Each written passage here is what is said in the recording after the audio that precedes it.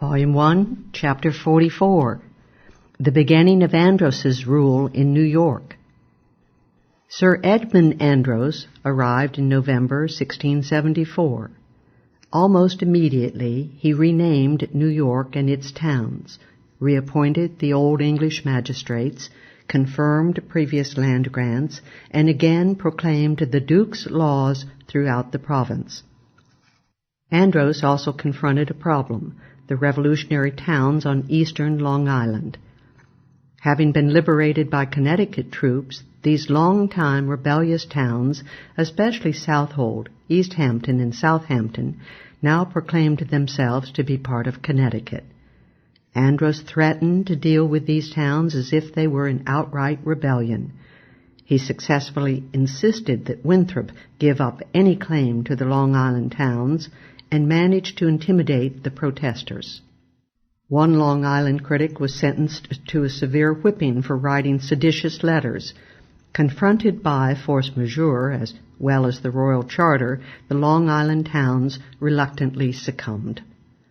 In that era, a change of regime often meant imposition of a loyalty oath, and Andros decided the following spring, 1675, to impose on all an oath of allegiance, similar to the one imposed by Nichols a decade earlier.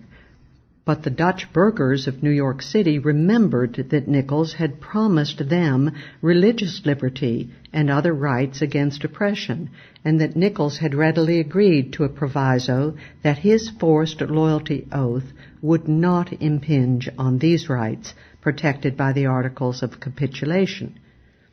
The leading Dutch burghers of Manhattan, headed by the original leader of a decade before, Cornelius Steenwyck, now urged the same proviso upon Andros. But the Dutch burghers soon found that Andros was no Nichols. Andros promptly charged them with inciting a rebellion. The stunned burghers, including such leaders as De Peyster, Kip, Bayard, and Beekman, asked for permission to sell their estates and leave New York. Andros's answer was to send 8 of them to jail for mutinous and inflammatory behavior.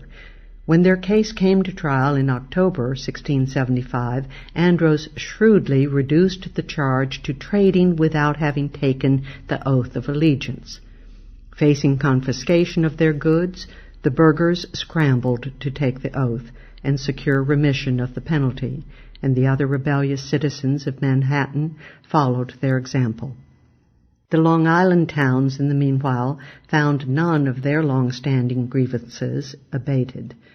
Indeed, their troubles were greater now under the tyrannical Andros. Andros insisted on payment of fees to confirm land titles and subsequent payment of the hated annual quit rent. The Long Island towns, led by Southampton and Southold, insisted, as they had before, that the freemen were entitled to their lands by Indian purchase and subsequent settlement and use. But Andros refused to be lenient, and in fact threatened to confiscate all the lands and throw them open to all would-be occupiers. It was only then, in 1676, that the towns reluctantly complied. But even then, the quit rents that Andros levied on these towns as a penalty for their resistance could only be collected by force. One significant development of this era was the widening of libertarian discontent over the oppressive policies of the central government, from the Long Island towns to other parts of New York. Such Dutch towns as Kingston speedily grew delinquent in payment of the newly imposed quit rents. The Long Island towns again led in vigorous opposition to taxes imposed by the Andros administration. Once again they dragged their heels in contributing toward the upkeep of Fort James, this time in 1674.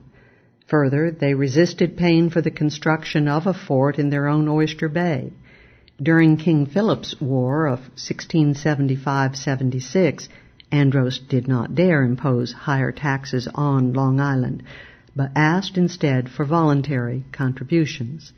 And as early as 1676, Huntington was already over a year behind in payment of its property tax to the province, and various towns continued to refuse to pay excise taxes on liquor.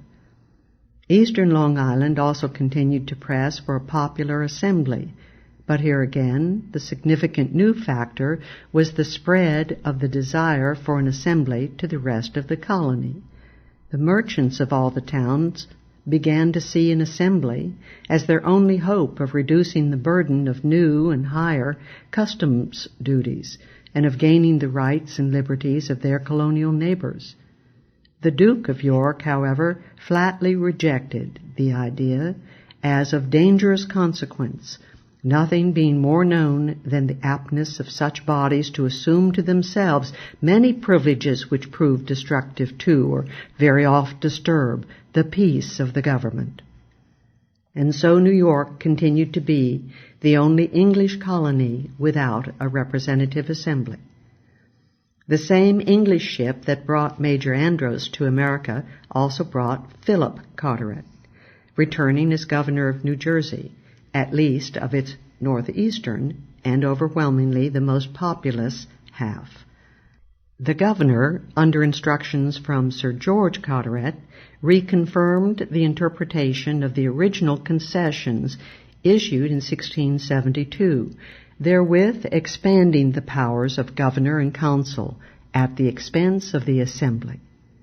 Land grants made by Carteret were confirmed, and those by Nichols disavowed. All were required to obtain their land titles from the governor and pay the imposed quit rents. Nichols's patentees were to receive 500 acres of land each. The old magistracy was returned to power.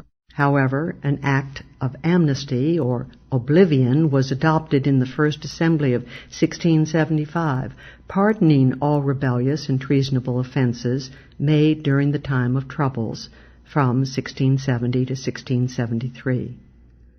From the very first meeting of the New Jersey Assembly in 1675, however, the deputies resumed their objections and demanded joint sessions of the Governor's Council and the Assembly, and yet the same Assembly imposed penalties up to and including banishment for such crimes as speaking contemptuously of officials.